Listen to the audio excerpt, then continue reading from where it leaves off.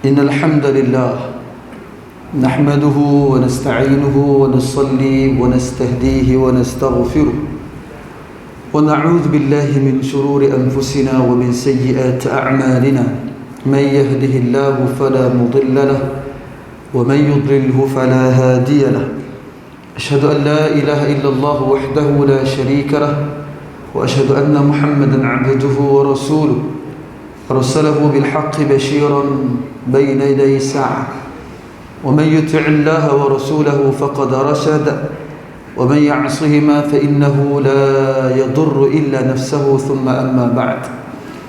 Yang berbahagia tuan-tuan imam, para hadirin kaum muslimin, muslimat, para mu'takif, hadirin kaum muslimin yang dirahmati Allah Subhanahu wa taala sekalian. Alhamdulillah, marilah sama-sama kita bersyukur kehadrat Allah Subhanahu wa taala yang memberikan kepada kita kesempatan pada malam ini kita semua sama-sama dapat berada di rumah Allah ini, di Masjid Negeri Arau, dalam rangka untuk kita sedikit bertadabbur ataupun melihat beberapa daripada ayat-ayat yang menyentuh tentang doa para nabi yang terdahulu. Pada malam ini tuan-tuan dan puan sekalian, giliran saya untuk sedikit kita melihat, mentadabbur beberapa daripada potong ayat yang menyentuh tentang doa baginda Nabi Allah Ibrahim alaihi salam, yang disebutkan Nabi Ibrahim dengan julukan Abul Anbiya, iaitu bapa bagi segala para nabi. Adalah sedikit tuan-tuan dan puan-puan sekalian perbincangan daripada kalangan para sejarawan yang menyebutkan kenapa agaknya baginda Nabi Allah Ibrahim alaihi salam disebutkan dengan gelaran Abul Anbiya ataupun bapa bagi segala para nabi. Antaranya kerana kalau kita melihat keadaan yang berlaku kepada nabi-nabi yang sedikit berbeza, habuan nabi-nabi ini tidak sama.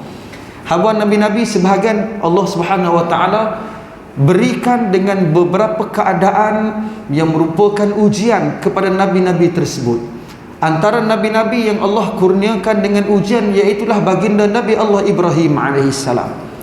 Tapi walau bagaimana ujian yang dihadapi oleh baginda Nabi Allah Ibrahim alaihissalam, Nabi Allah Ibrahim tidak berhadapan dengan saat selepas meninggalnya dia ataupun selepas wafatnya dia itu tidak terdapat beberapa dakwaan yang disebutkan secara intishar, secara jelas tersebar tentang baginda kekufuran terhadap baginda Nabi Allah Ibrahim alaihissalam. Hampir kebanyakan daripada agama samawi mengiktiraf akan baginda Nabi Allah Ibrahim alaihissalam.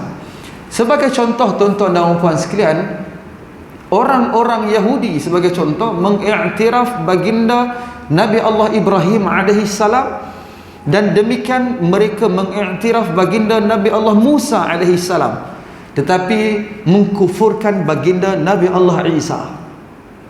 Orang Yahudi.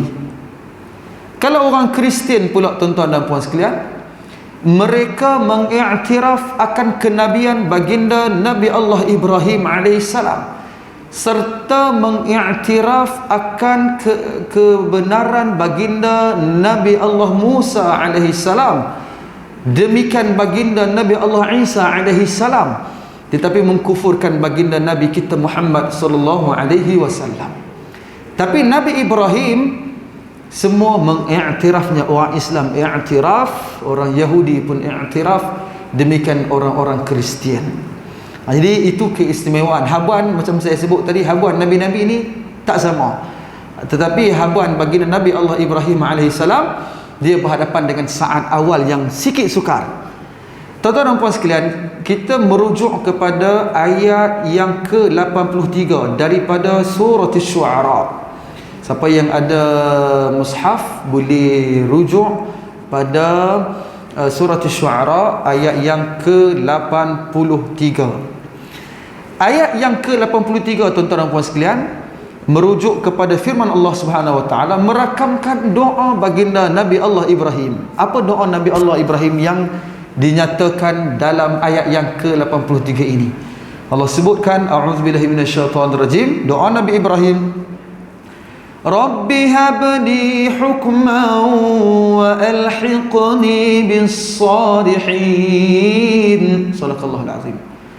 Doa Nabi Ibrahim maksudnya, Rabbi habli hukma, wahai Tuhanku, kurniakanlah kepada aku dengan kebijaksanaan, wa alhiqni bis salihin, dan engkau tempatkanlah aku ya Allah, senaraikanlah aku ya Allah daripada kalangan orang-orang yang saleh. Tuan-tuan dan puan-puan yang dirahmati Allah Subhanahu wa taala sekalian, doa Nabi Ibrahim yang pertama disebutkan dalam ayat ini, Allah menceritakan Nabi Ibrahim, dia berdoa kepada Allah, Rabbi habli hukma, wahai Tuhanku, kau kurniakanlah kepada aku dengan hukma, dengan kebijaksanaan. Cuba kita sebut tengok, Rabbi habli hukma. Ini mudah sikit nak apa? Rabbi habli hukma, wahai Tuhanku, kau kurniakanlah kepada aku dengan kebijaksanaan. Pasal bijaksana, tuan-tuan dan puan sekalian, disebutkan oleh tafsiran para ulama, maksud habli hukma, kau kurniakanlah kepada aku dengan kebijaksanaan, iaitulah Allah menceritakan Nabi Ibrahim meminta agar Allah kurniakan dia kepada ilmu yang ma'rifatu hududillah, agar dia mengetahui akan had-had batasan Allah, wa syariatihi, dan agar dia mengetahui akan syariat Allah. Hidup kita, tuan-tuan dan puan sekalian, antara doa yang begitu penting untuk kita minta kepada Allah adalah agar Allah memberikan kita ni kebijaksanaan. Pasal bijak penting, tuan-tuan. Sebab dengan kebijaksanaan itulah yang membolehkan kita nak tahu yang mana benar, yang mana tak benar. Sebab dengan kebijaksanaan, dengan ilmu, dengan kelebihan akal yang Allah bagi, itulah yang boleh bezakan kita hak betul dengan tak betul. Allah sebutkan dalam Al-Quran, wa hadainahu najdain. Allah telah tunjukkan kepada kita ni, dalam hidup kita ni, Allah tunjuk dua jalan. Jalan baik untuk kita ikut, jalan buruk untuk kita hindari. Kalau kita tak tahu yang mana jalan baik, macam mana kita nak mengikuti jalan tersebut? Yang ni dia kata ini amalan yang ada, ini amalan yang ada. Kalau tanpa ada ilmu, mana mungkin untuk kita bezakan hak mana betul untuk kita ikut, yang mana tak betul untuk kita jauhi. Sebab itu doa Nabi Allah Ibrahim AS, dia doa agar Allah berikan dia dengan kebijaksanaan. Nombor dua, tuan-tuan dan puan sekalian, dalam ayat itu Allah cerita Nabi Ibrahim tidak berpada dengan meminta agar Allah berikan dia dengan kebijaksanaan, tapi dia minta wa alhiqni bis salihin. Dia minta kepada Allah Subhanahu wa taala adalah untuk dia terdiri ataupun dia tergolong daripada kalangan mereka yang saleh. Dia minta agar dia itu dapat bersama-sama, kalau dia ada kawan pun kawan yang saleh. Kalau dia itu mendapatkan dengan kebaikan pun kebaikan kerana kesalehan. Kenapa penting, tuan-tuan dan puan sekalian, untuk dia nak dapat kawan yang saleh, nak letakkan bersama-sama dengan orang-orang yang saleh, nak duduk dengan kawan-kawan yang saleh? Pasal kerana kita ada kawan yang saleh, duduk bersama-sama dengan orang-orang yang saleh, nak ada hubungan dengan orang-orang yang saleh, akan membolehkan kita untuk sentiasa istiqamah bagi melakukan satu kebaikan. Katalah kita ni ada dah kebaikan yang kita buat, tapi keliling kita ni orang yang tak support kita. Tak usah cakap jauh, tuan-tuan, bulan puasa ni nak boleh matang hujung-hujung nak sembahyang di masjid pun berat juga. Letih hujung-hujung dia. Bila matang hujung-hujung letih, tambah malam-malam hujung, Allah tak larat. Jenuh minum kopi, 3 cawan kopi minum, nak boleh mai pun.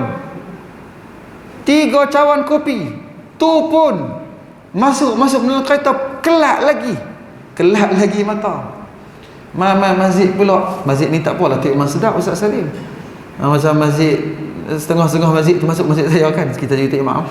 Allah letih.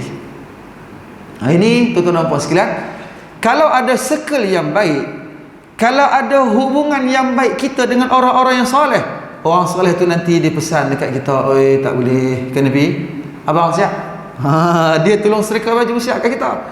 Kalau yang pasangan kita soleh, kawan-kawan kita soleh, mereka yang kita dekati itu soleh, maka suasana yang kita hadapi dalam hidup kita juga merupakan suasana yang salihah, bi'ah salihah. Kenapa? Karena circle kita tu baik, karena hubungan kita dengan orang-orang yang saleh menjadikan kita terikut juga nak melakukan benda-benda yang saleh. Sebab itu penting tuan-tuan dan puan sekalian mempunyai hubungan dengan orang-orang yang saleh. Kemudian ayat yang ke-84 Allah rakamkan doa Nabi Allah Ibrahim, a'udzubillahi minasyaitonirrajim, waj'alni lisana sidqin fil akhirin. Doa Nabi Ibrahim, dia doa kepada Allah, dan jadikanlah bagiku sebutan lisana sidqin fil akhirin, untuk jadikanlah bagiku sebutan yang baik, nama yang baik dalam kalangan orang-orang yang mai kemudian.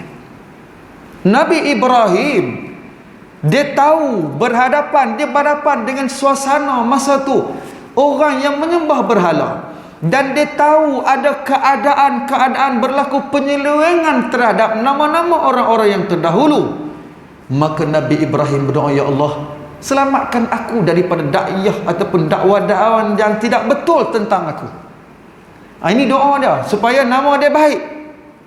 Selepas dia tahu ada golongan yang menyebutkan benda tak betul tentang golongan nabi-nabi terdahulu, maka dia minta agar, ya Allah, kau jadikanlah aku ni, sebutan orang tentang aku ni, sebutan-sebutan yang benar tentangku daripada kalangan-kalangan orang-orang yang mai kemudian. Sebab tu tuan-tuan dan puan sekalian, sebahagian daripada para ulama telah pun menyusun bait-bait syair yang menceritakan Nabi Ibrahim berbeza dengan nabi-nabi yang lain. Sebab tu Nabi Ibrahim, macam kita sebutkan tadi, dia seolah-olah disepakati akan kenabian dia berbanding dengan nabi-nabi yang lain, karena mungkin antaranya kerana doa dia kepada Allah agar Allah selamatkan nama dia. Kena doa supaya Allah bagi nama kita nama yang baik. Bukan kerana Nabi Ibrahim dia nak nama, tidak, tapi supaya dakwah dia, mesej dia itu sampai dan orang tahu akan kebenaran yang dibawa oleh dia.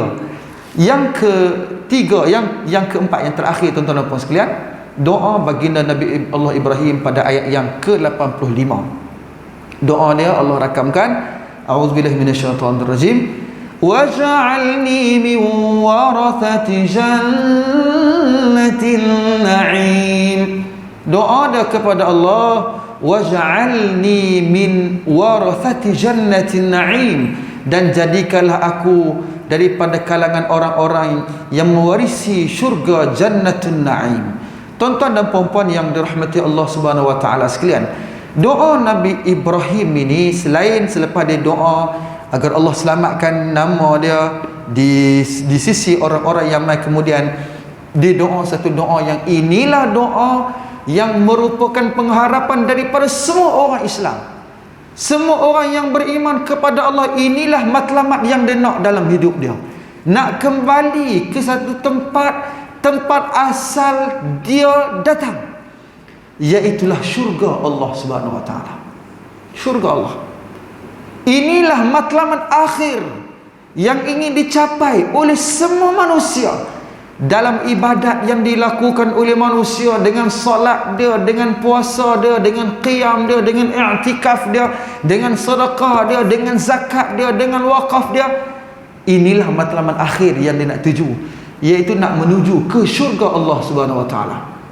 Betul tak? Ke ada orang tak mau dia masuk syurga ni? Tak ada, tuan-tuan. Sebab inilah matlamat hidup kita. Kita nak kembali kepada kampung asal keturunan kita, iaitu baginda Nabi Allah Adam AS, tempat Nabi Adam dalam syurga, bapa kita.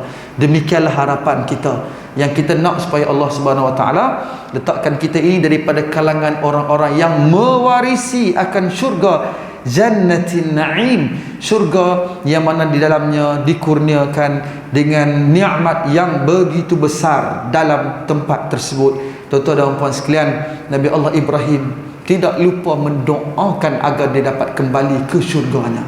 Sebab tu tuan-tuan dan puan sekalian, 3 doa ini telah memberikan beberapa kesimpulan daripada perbincangan ini. Yang pertama sekali tuan-tuan dan puan sekalian, antara doa yang paling utama elok kita baca adalah doa agar Allah memberikan kepada kita kebijaksanaan, memberikan kita ilmu. Nak dapat ilmu, kena rajin hadir ke majlis-majlis ilmu. Benarlah seperti mana kita boleh faham apa yang Nabi sebut, man salaka tariqan atau man salaka tariqan yabtaghi fihi ilma aw yaltamisu fihi ilma. Barang siapa yang dia usaha cari jalan untuk mendapatkan ilmu, maka Allah akan mudahkan dia jalan ke syurga. Ada kait tadi sebut tentang kebijaksanaan dan dikaitkan dengan syurga. Nombor 2 daripada apa yang kita bincang, doa baginda Nabi Allah Ibrahim, kita perlukan sahabat daripada kalangan orang-orang yang soleh. Sebab orang soleh ni, dia akan didik kita untuk ikut kepada jalan yang baik, seperti mana dia berada di atas jalan kebaikan. Nombor 3 daripada perbincangan ini, tuan-tuan dan puan sekalian, penting untuk kita memastikan mesej kita ni, supaya sampai mesej kebenaran kita ni penting untuk kita pastikan dia sampai dengan sebenar-benarnya. Seperti mana Nabi Ibrahim dia doa agar Allah selamatkan nama dia. Bila orang sebut benda betul tentang dirinya. Ini dikaitkan dengan kita dalam suasana Allah ni, tuan-tuan dan puan sekalian. Kalau ada benda tak tepat tentang apa yang kita sebut, kita kena berusaha untuk membersihkan nama itu. Yang keempat daripada perbincangan kita ni, kita boleh faham doa yang tak boleh kita tinggal dan mesti kita minta. Bahkan Nabi SAW suruh minta yang paling tinggi. Ada seorang yang doa di hadapan Nabi, doa agar dia boleh masuk syurga, cukup. Nabi kata tidak, bahkan hendaklah kau minta yang paling tinggi. Fil jannatil a'la, minta agar kamu ditempatkan di syurga yang paling tinggi. Sebab inilah matlamat akhir yang kita inginkan dalam hidup kita, untuk kita kembali masuk ke dalam syurga Allah Subhanahu wa taala. Kita doa banyak-banyak tuan-tuan dan puan sekalian. Insya-Allah semoga kita semua boleh amalkan. Boleh kita sebut tengok doa ni, boleh? Try tengok. Rabbi habli hukma. Wahai Tuhanku, kau kurniakanlah aku dengan kebijaksanaan. Kemudian yang kedua, wa alhiqni, baik kuat sikit, wa alhiqni bis salihin. Okey. Kemudian yang seterusnya, doa yang dibaca oleh Nabi Allah Ibrahim, waj'al li lisana sidqin fil akhirin. Kemudian yang terakhir doa Nabi Allah Ibrahim, waj'alni min warathati jannatin na'im. InsyaAllah barangkali itulah sedikit perkongsian kita pada malam ini, yang baik daripada Allah Subhanahu wa taala, yang lemah daripada kelemahan saya sendiri. Aqul qouli hadza wa astaghfirullahal azim li wa lakum, wa billahi taufiq wal hadi ila sawa'is sabil. Wassalamu alaikum warahmatullahi wabarakatuh.